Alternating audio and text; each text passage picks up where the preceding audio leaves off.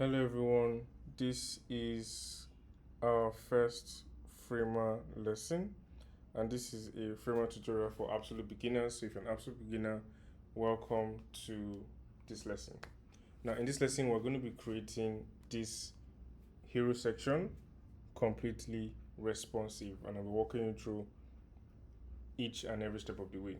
Now a little disclaimer is, as of the time I'm recording this lesson, I am not a professional framer expert, so I would experience pitfalls and issues while I'm also teaching you, but together we are going to troubleshoot the potential issues.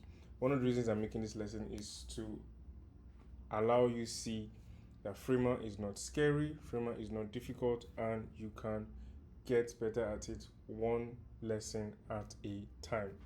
So without any further ado, let's go on into creating. So I have my blank framer page open. So if you don't have an account with Framer, go to framer.com, create an account, and open a new project. And this is what you see, a blank canvas. Now, one of the things you want to do or understand when you come onto a blank canvas in Framer is to understand that everything here is your workspace, right? This is your workspace. You can zoom out, zoom in, and everything. Now, to your left, this is where you have your pages. Now, what are pages? Pages are how you identify a home page, an about page, a contact page, a 404 page. That is what these pages mean. And you can create pages by clicking on this little plus button and adding a new page, giving it a name, and that's it. And there are like some standard pages that you have, CMS, 404 pages, but we're not going to be going into any of that. But this is what pages mean. Then we have layers. Still on the left panel, we have layers. Layers are the details of a page. So your text, your buttons, your images, you see all of that in your layers panel. And then assets is where you find color styles, components, templates, vectors, all of that in here. So a lot of times you'll be interchanging between pages, layers, assets, and all of them are on the left panel of your Framer workspace.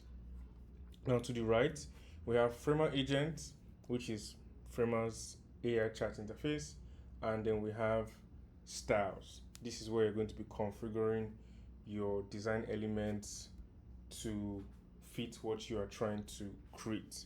So that is it. So now let's go into creating. Now, one of the first things you want to do when creating your first Framer interface is to understand that by default you're given a desktop layout, and clicking on here allows you to see breakpoints. You have your tablet and your mobile phone. The beauty of building with Framer is allows you responsiveness from the jump, which is very, very exciting, and that is the whole purpose of what we're going to be doing. So now I'm going to be building and explaining as I build. Now, one of the first things you want to do whenever you want to start a project, and what I do when I'm starting a project is my layer structures. So my layer structure is to first create a section.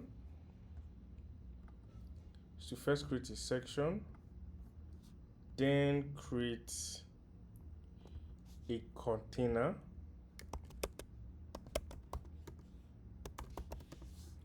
and then the container holds the contents. Now, I'm not going to bore you into, geeking around the explanation around why this happens, but just understand that this layer structure works for me because it allows for control of the content and allows for control of the container, and because websites are usually designed in sections, right? So if you follow along with me in future lessons, a lot of these things will begin to make sense, and I'll probably make a dedicated video explaining sections, container, and content. But for now, just know that this is the layer structure I always work with and set up. In a later video, I will explain why. So what do? We need to first of all create our section. Now to create a section, what you do is hit F on your keyboard, click and drag, and then you have yourself a frame, right? Now this frame, we need it to expand all the way to fill out the desktop. You would, in designing Framer, you never actually design on this empty canvas. You would always have to put a frame on the desktop canvas, and then your content sits inside that frame. And this frame, we're going to call it hero section, right? This is the section we're creating. Now we're not done. What we need to do is we need to make sure that this frame expands all the way, right? But we're not going to manually drag to fit it like this. This is not the best way to do it. And of course, if we do it this way, we are not setting up for responsiveness. And we need to make sure that things we do now here allows responsiveness to be easier later in your design process or design workflow. So what I like to do is to make sure that I have myself kind of like a partial section frame drawn. So that way I click on the desktop and then you click on layout. Now I like to think about clicking on layout as activating responsiveness. It's almost like responsiveness mode turned on. So you come to your layer section. Now you might be on agent, ensure that you're clicking on style to see this and look for layout right underneath breakpoint. Click on the plus sign and then it is turned on, right? For you to turn on, you get to see all of this and you're good. Now we can configure this hero section using few contents and the likes for us to make it set up very well. So what we're going to do from here is our desktop canvas is responsiveness mode turned on, which is by clicking on plus sign on the layout.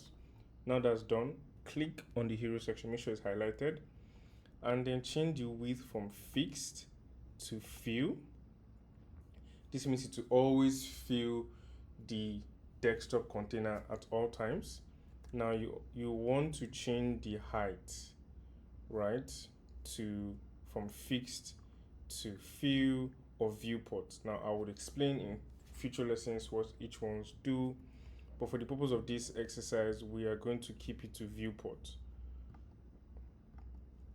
And a quick description is viewport means this hero section we're about to design would always take the height of whatever desktop screen that is looking at it. So if you have a desktop screen that has a big that has a long desktop height, the hero section will try to fit and accommodate that. If it is smaller laptop screens like a 13-inch laptop, the hero section will try to fill and accommodate that. So that is what that is kind of like a quick summary of what viewport actually means. And if anybody has any better explanation, please put it in the comments.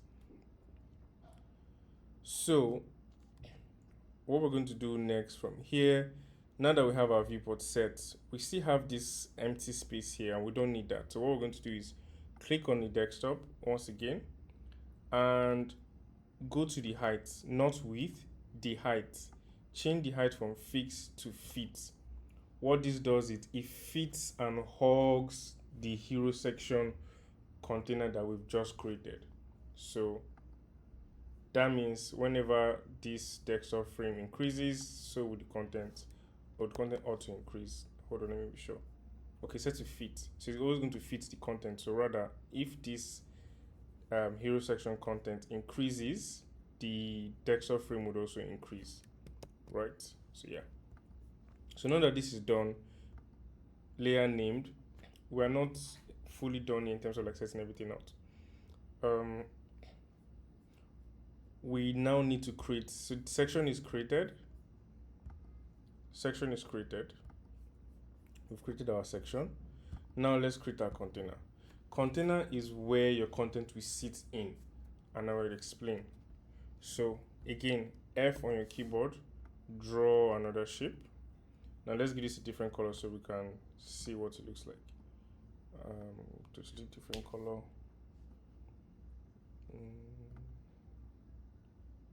That's this. Okay. So now this is our container, right? And I'm going to make sure when you're practicing this, you might end up with something like this.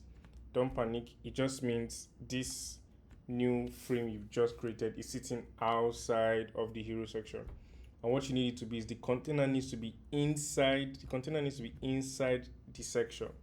So once you have this, you might be struggling to move it in. What you need to do is click and drag into the section, and if that doesn't work, come to your layers panel here on your left, click on it, drag it, hold it, drag it into the hero section until you see it highlighted, and then drop it, and then it is inside. But now, it looks hidden. What's wrong? What you need to do is you can click and drag or hold shift and up arrow key on keyboard to like move it up, or you can use the alignment sector here to maybe align center. Yes, and that's it. It was basically just out of view since we've moved it in. So now we have our container inside our section. So let's quickly name it. So as a first timer learning Framer, one of the best practices that is going to be useful to you is learning how to name your layers early. So we've named this container. Now this is named container, but we're not entirely done, because remember, everything we're trying to do is to set this up for responsiveness, right? So one of the beauties of having a container is when you have, there are certain times in your design where so by default your sections are usually very like in pure white, right? This is how a lot of websites looks like. Now there are certain times where you want the background to have like a color or an image, and you want that background image to always expand even though the width of the browser expands, and you want it to keep expanding, but you want the content to stay put. This is what happens. A typical example is Stripe's website. So if you take a look at Stripe website, you can see how the content stays at the center, but you can see this extra content, this extra space here, right? The content does not spread that way. That's because this is the container. So this is the hero section, for example. This element here is within a container that puts it at this center at all times. And even if I take this to a bigger desktop screen, you'll notice that the content stays within a fixed container width and it doesn't expand. But you can see this color is going to keep expanding even if I take it to a wider screen. This is what container helps you to do. So this area here is the section. This area here has an invisible container that this content is sitting inside of. So that is one of the benefits of having container set early on. So that is what we're trying to create for ourselves now. So now to do that, what we want right now is our section would stay white, and then this, what I'm going to do is I want it to be fill container, but I can't do that yet. And the reason I can't do that yet is because my hero section does not have its responsive mode turned on yet, which is layout. So remember, our desktop has its responsive mode turned on, but the hero section does not have it turned on yet. So let's turn it on now. So now it's been turned on. This now gives us the flexibility to allow our container take on properties like fill, fit, all of those things. So what I need it to fill. That's the width, and I also need the height to also be fill. So then you're wondering, but this is just the same thing as before. Hold on, let me explain. So now that this has happened, you always notice websites usually have certain margins on the left and on the right where all the content is in the middle. Using Stripe looking, for example, even looking at, so like I said, this is the section, and then let's say this line is the container. But within this container line, you can see that there's a space. That's this like a space here. And you notice there's this tiny space here, this tiny space here that just is consistent across when you scroll. A lot of times websites have this thing called margins, right? And these margins usually stay consistent for good visual hierarchy and alignment. As you can notice, this is very consistent. Now, one way you could have these margins is to always put the exact amount of spacing every single section, right? And that can be pretty hectic, having to manually do that, and you can forget. But a container with a creating a section on the container means you can set it once and reuse it on every section of the website, which is what we're trying to do now. So now that this is done, what we're going to do is we're going to click on our hero section, because what we want is we want to give a margin padding, basically a padding. So we're going to give our hero section a padding of hope I'm not wrong. So let's just give 20, for example. As you can see, now what has happened is the hero section has pushed 20 pixels on all sides, pushing the container to force itself 20 pixels spacing. So if I increase this to 40, you see it increases. So what this does is as I expand, that 40 pixel would always maintain every time. Now let me show you the beauty of this again. So let's give our hero section a color. For example, like let's see, our hero section has this soft, let me look for a nice color, this soft green color, for example, right? And then this is an image that we want, but I want to be able to show this on a white screen, and I want my background to still maintain, but I want this purple box to stay at the middle. Now what this means is, what this allows me to do is I can create a margin, I can create a padding around the hero section, 40 pixels, good.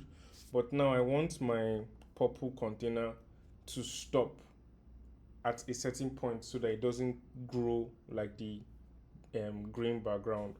So what we can now introduce, if you think about it correctly, is we need to set a fixed width, but not a standard fixed width, like setting a fixed width and then saying, oh, 800 pixels. And this means no matter how wide the screen gets, it's always going to be 800. But if I reduce it, you can see it's no longer reducing like before. But when it was fill, if I increase it, it increases. If I reduce it, it reduces, which is good. But how do we get a middle ground? How you can get a middle ground is introducing max width. Max width, meaning I want my purple container to stop growing when it hits a certain width size. And to do that, you come to size, click on this min and max, click on it, add max width. So you see max width, you click on it. Now, right now it is set to 100% relative, which means it is always going to take 100% of the space. We don't want that. We can choose to say I want it to be 50%, meaning to always take 50% of the space. So if you do this, you can see it's always going to take 50% of the space, which not bad. But what I want is I want it to stop growing at a certain point. Because what this means is if I take this to a bigger screen, it means the bigger the screen, this would keep growing, and that is not what I'm trying to achieve. Most websites have like a fixed width, so that if you put this on a 32-inch, 40-inch desktop screen size, the content would not stretch too much. So what we need to do is actually change this from relative to fixed and then give it a value. So right now the desktop is 1200. We can set this to a max width of 1000 pixels, right? So this is just for you to see the experiment. Oh no, I want you to stop at 1400. So 1400 when it stops. Now you won't notice it here because the desktop is 1200, but the max width is 1400, meaning 200 pixels more of this. So if you play, if I reduce, it reduces, but as I increase, notice here, once it hits 1400, so you can see it's growing, growing, growing, and it's 1300. You can see it's still growing, but once it gets to 1400, you can see it stops growing. Once it gets to that 1400 plus, you can see it stops growing. It doesn't grow anymore. It stops here. So mean I can control the maximum width that this purple box is going to be in. And if I put an image here, a text here, no matter the screen size that this website enters, it would always stop at this point. And if it is a small screen size, you can see that margin we gave it is always going to protect the edge, and it will never, touch the edge of the screen. So this is a good practice for responsiveness. And you can see same thing here again, right? So this is a very fluid nature. This is what you call CSS flexbox in engineering terms. So yes, so this is the first touch point. I just thought it'd be very useful to understand how this works. Even though I'll make a detailed video explaining why we do sections, containers, and content. So now we've created our container, and we've not created the content. So in the next video, we're going to now begin to make our content. We're going to make our content. Section done, container done. And if you're able to get to this point, you've done a very good step. And let this be a continuous practice for you, being able to set your section and container perfectly. You don't have to set the max width, by the way. You can always do that later, but I needed to explain to you the concept of why container is there. And one of the very advantageous reason is being able to have max width to give you control of how your website content is going to stretch and spread. So in our next lesson, we are now going to dive into actually creating this layout content.